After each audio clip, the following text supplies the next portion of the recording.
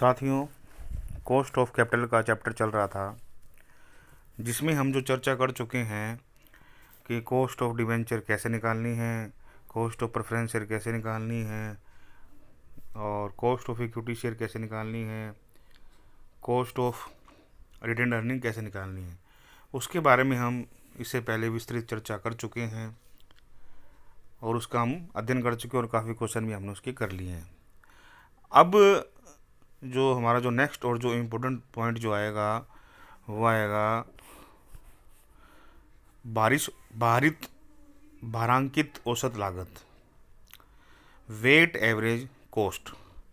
मतलब आपको भारांकित औसत लागत निकालनी है या वेट एवरेज कॉस्ट निकालनी है। इसमें क्या होता है, इसमें आपको जैसे आपका कॉस्ट ऑफ डिबेंचर है, प्रेफरेंस शेयर है, इक्विटी शेयर है, रिटेन अर्निंग है, इन सभी की कॉस्ट दे रखी होगी। उनका जो फार्मूला लगाकर आपको निकालनी है weight average cost of capital.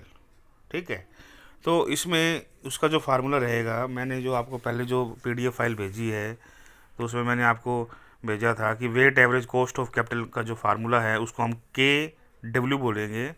उसका मतलब cost of weight average cost of capital. उसका फार्मूला होगा KW is equal to sigma XW upon sigma W। दोबारा सुन लीजिए, KW बराबर sigma XW upon sigma W। KW का मतलब weight average cost of capital से है और X का मतलब cost of different compounds of capital से है और W का मतलब वेट बुक वैल्यू या मार्केट वैल्यू से है। ठीक है, तो फार्मूला हो जाएगा KW is equal to sigma XW upon sigma W। तो स्क्रीन पर आप देख रहे हो जो क्वेश्चन नंबर जो 11 है उसमें बात करता है भुवालिका स्टील लिमिटेड के पूंजी ढांचे के संबंध में निम्नलिखित सूचनाएं उपलब्ध है। इसमें जो आपको दे रखा है, जो सोर्सेज ऑफ फंड दे रखा है, डेब्ट capital, preference share capital, equity share capital, retain earning, ये आपको दे रखा है। अमाउंट दे रखी है 6 लाख, 2 लाख, 4 लाख, 8 लाख। ठीक है, उसके बाद में इसमें दे रखा है आफ्टर टैक्स कॉस्ट 5%, 10%, 15% या 12%। ज़्यादातर जो weight average cost of capital के जो क्वेश्चन होंगे उसमें आप लोगों को आफ्टर टैक्स कॉस्ट आपको निकालनी होगी। जो ये क्वेश्चन दे रखा है इसमें आपको आफ्टर टैक्स कॉस्ट निकाल के दे रखी है और जो बाकी जो क्वेश्चन हम करेंगे उसमें आपको निकालनी होगी। ठीक है, तो उस बाद ये कहता है कि आपको पूंजी की भारित औसत लागत की गणना करनी है। ठीक है, आपको weight average cost of capital निकालना है। ठीक है, तो आप स्क्रीन पे देख रहे हो इसमें क्या होगा। इसमें दो तरीके हैं। ठीक है, इसमें दो तरीक़ों से weight average cost of capital निकाला जा सकता है। एक तो जो स्क्रीन पर एक तो जो उसका वेट निकालना होगा, जो नेक्स्ट जो क्वेश्चन होगा उसमें हम समझाएंगे कि वेट निकाल कर क्वेश्चन को कैसे सोल्व किया जा सकता है। ठीक है, और एक दूसरा तरीका है जो अल्टरनेटिव मेथड है, जो आपको स्क्रीन पर दे रखा है, उसमें मैं आपको समझाऊंगा कि weight average cost of capital कैसे निकाला जाता है। स्क्रीन पर आप देख रहे हो, हेडिंग लगा लेंगे calculation of weight average cost of capital. 4 column इसमें बनेंगे। जो पहला कॉलम बनेगा वो बनेगा सोर्सेस का, दूसरा कॉलम जो बनेगा वो बनेगा अमाउंट का, तीसरा जो कॉलम बनेगा वो बनेगा आफ्टर टैक्स कॉस्ट का, जो उसकी रेट दे रखी है उसका, और फोर्थ कॉलम जो बनेगा वो 2 नंबर कॉलम और 3 नंबर कॉलम को आपस में मल्टीप्लाई करके फोर्थ नंबर कॉलम बनेगा, उसको बोलेंगे आफ्टर टैक्स कॉस्ट अमाउंट। तो सबसे पहले जो आपको डिबेंचर दे रहे 6 लाख के डिबेंचर लिख लिया हमने, प्रेफरेंस शेयर कैपिटल लिख दिया PSC करके 2 लाख रुपए के, इक्विटी शेयर कैपिटल लिख दिया हमने 4 लाख के, रिटेन अर्निंग लिख दिया हमने 8 लाख के। इस तरीके उनका टोटल हो गया 20 लाख। क्वेश्चन नंबर थर्ड में हमने वो पॉइंट थर्ड नंबर कॉलम में हमने वो लिखा है जो टैक्स रेट, जो उसकी कॉस्ट ऑफ कैपिटल दे रखी है, आफ्टर टैक्स कॉस्ट दे रखी है। क्वेश्चन में आप देखोगे 5%, 10% और 12%, 5%, 10%, 15% और 12% इसकी रेट दे रखी है। तो उसकी जो हमने लिख दिया, तो 5 का बटे 100 करोगे तो 0.05 आएगा, 10/100 करोगे तो 0.10 आएगा, 15/100 करोगे तो 0.15 आएगा और 12/100 करोगे तो 0.12 आएगा। इस तरीके से कॉलम नंबर थर्ड तैयार हो गया, after tax cost rate. Fourth जो कॉलम होगा, फोर्थ वाले जो कॉलम है उसमें जो आफ्टर टैक्स कॉस्ट अमाउंट है, 2 नंबर कॉलम और 3 नंबर कॉलम का आपस में मल्टीप्लाई किया गया है। 6 लाख इंटू 0.05 करके 30,000, 2 लाख इंटू 0.10 करके 20,000, 4 लाख इंटू 0.5 करके 60,000 और 8 लाख इंटू 0.12 करके 96,000 निकाल कर इस तरह टोटल किया गया है। ठीक है, तो इसमें हेडिंग निकाली weight average cost of capital उसका जो टोटल आया फोर्थ नंबर कॉलम का 2,06,000 अपॉन 20 लाख गुना 100, तो ये आ गया 10.3%। ठीक है, एक तो ये तरीका है, इस तरीके से आप weight average cost of capital निकाल सकते हो। दूसरा तरीका है सिंपल, आपको वेट निकालना है। ठीक है, तो उसके बारे में देखो वो कैसे निकालेंगे। तो हम देखो क्वेश्चन नंबर 12 देखिए। क्वेश्चन नंबर 12 में क्या कहता है, एक कंपनी के चिट्ठे निम्नलिखित सूचना उपलब्ध है। एक कंपनी की चिट्ठे से निम्नलिखित सूचना उपलब्ध है, जिसमें आपसे कहता है कि जो इक्विटी शेयर कैपिटल है वो 20,000 का शेयर है। ठीक है, 10 रुपये का एक है। उसके अलावा रिजर्व एंड सरप्लस और 8% डिवेंचर दे रखे हैं, और तीनों की अमाउंट अलग अलग दे रखी है, 2 लाख रुपये, 1,30,000 रुपये और 1,70,000 रुपये। कंपनी की आय की दर 50% है। ठीक है, समता लाभांश का चालू स्तर 12% है। उपरोक्त समूहों का उपयोग करते करते करते हुए पूंजी की भारांकित औसत की गणना कीजिए। ठीक है, आपको weight average cost of capital निकालना है। तो स्क्रीन पे देखो, सबसे पहले जो इसमें आपको एक बात समझनी होगी, जब weight average cost of capital निकालोगे, ठीक है, चाहे वो डिबेंचर शोधनी हो या अशोधनी हो, प्रेफरेंस शेयर शोधनी हो चाहे अशोधनी हो, हमें जो इसकी जो कॉस्ट लेनी है आफ्टर टैक्स कॉस्ट ही कॉस्ट लेनी है। ठीक है, तो सबसे पहले जो हमें इक्विटी शेयर के बारे में दे रखा है, तो के ई बराबर आफ्टर टैक्स कॉस्ट, के ई ब्रैकेट में आफ्टर टैक्स बराबर EPS upon MP into 100। EPS का मतलब अर्निंग पर शेयर से लिया गया है। तो ईपीएस देखो, इसमें क्वेश्चन नंबर 12 में जो आप देखोगे वो कहता है कि समता लाभांश का चालू स्तर 12% है, मतलब जो डिविडेंड की जो राशि है वो 12% है। तो 10 रुपये का 12% निकालोगे तो 1.2 आएगा। ठीक है, उसके अलावा जो मार्केट प्राइस निकालना होगा, तो मार्केट प्राइस निकालने का जो फार्मूला होता है, या तो क्वेश्चन में मार्केट प्राइस दे रखा होगा, अगर क्वेश्चन में मार्केट प्राइस नहीं दे रखा तो मार्केट प्राइस निकाल लिया जाएगा। उसका फार्मूला होता है equity share capital plus reserve and surplus, ठीक है, upon number of equity share. तो इक्विटी शेयर कैपिटल दे रखे हैं 2 लाख रुपये, रिजर्व एंड सरप्लस आपको दे रखे हैं 1,30,000 रुपये, दोनों का योग लगाएंगे तो आ गया 3,30,000 रुपये, भाग देंगे 20,000 रुपये से, तो आपका जो मार्केट प्राइस है वो 16 रुपये 50 पैसे आ जाएगा। ठीक है, इधर देखो हमने क्वेश्चन में निकाल रखा है मार्केट प्राइस बराबर equity share capital plus reserve भाग नंबर ऑफ इक्विटी शेयर। तो 2 लाख प्लस 1,30,000 भाग 20,000 किया तो 16.5 आ गया या 16.50 आ गया। हमने अर्निंग पर शेयर निकाला 1.2 अपॉन 16.5 गुणा 100, तो सोल्व किया तो 7.27 आ गया। ठीक है, दूसरी बात उसमें दे रखे नेक्स्ट दे रखे डिवेंचर के बारे में।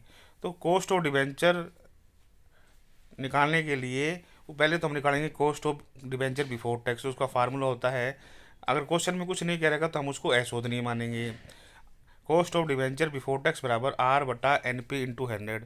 ठीक है, तो 100 रुपये का डिवेंचर है, 8 रुपये का 8% दे रखी है, तो 8 रुपये भाग 8/100 गुणा 100, तो आ गया 8%। उसके बाद में कहते हैं के डी आफ्टर टैक्स बराबर के D before tax into 1 - T. तो के डी बिफोर टैक्स आया 8 और इंटू 1 - टी, टैक्स रेट दे रही है 50%, 0.50, तो सॉल्व करेंगे आएगा 4%। दूसरी बात रिजर्व एंड सरप्लस, इसमें हम नहीं निकालते रिजर्व एंड सरप्लस की, मतलब उसकी कॉस्ट नहीं निकालते, इसलिए जो इक्विटी शेयर कैपिटल की जो आफ्टर टैक्स कॉस्ट होगी वही रिजर्व एंड सरप्लस की मानी जाएगी। तो हमने हेडिंग लगा ली calculation of weight average cost of capital. उसी तरीके से हमने 4 कॉलम तैयार कर लिए। पहले में लिख लिया सोर्सेज, दूसरे में अमाउंट, तीसरे में आफ्टर टैक्स रेट, चौथे में after tax cost. Equity share capital की 2 लाख रुपये, रिजर्व एंड सरप्लस की 1,30,000 रुपये, डिबेंचर की 1,70,000 रुपये टोटल लगाया, टोटल आया 5 लाख। आफ्टर टैक्स रेट हमने निकाला था, आफ्टर टैक्स रेट तो हमारी जो इक्विटी शेयर की आई थी वही थी 7.27, भाग 100 किया तो ये आ गया 0.0 7.27। यही रिजर्व एंड सरप्लस की रेट लिखी जाएगी 0.0 7.27। डिबेंचर की हमने रेट निकाली 4 को भाग 100 से करो 0.04 आ जाएगा। 2 नंबर कॉलम और 3 नंबर कॉलम को आपस में मल्टीप्लाई कर दो, 2 लाख इंटू 0.027, 14,540, 1,30,000 गुना 0.0727, 94,151, 1,70,000 गुना 0.04, 6800 रुपये टोटल लगाओगे 30,791। Weight average cost of capital 30,791 upon 5 lakh गुना 100, 6.16% आ जाएगा। ठीक है, इस तरीके से हम जो बात करते हैं, नेक्स्ट जो बात करेंगे क्वेश्चन नंबर 13 की। क्वेश्चन नंबर जो 13 है, अब ये जो क्वेश्चन नंबर 13 है पूरा क्वेश्चन है, ये 13 नंबर क्वेश्चन है वो पूरा क्वेश्चन है। इस ऐसे क्वेश्चन एग्ज़ाम में आएंगे और इम्पोर्टेंट भी है। कैसे? जैसे इसमें आपको दे रखा है, देखो डाटा देखोगे आप स्क्रीन पर देख रहे हो। एक नए उत्पाद का निर्माण करने के लिए हाल ही में कंपनी निर्माण किया गया। इसकी पूंजी निम्नलिखित है: 9% डिवेंचर 6 लाख के, 7% प्रेफरेंस शेयर 2 लाख के, इक्विटी शेयर 24,000 शेयर 6 लाख के, रिटेन अर्निंग 4 लाख की, टोटल आ गया 18 लाख का। आपसे कहता है समता अंशों का बाजार मूल्य 40 रुपये है, लाभांश 4 रुपये प्रति अंश प्रस्तावित है।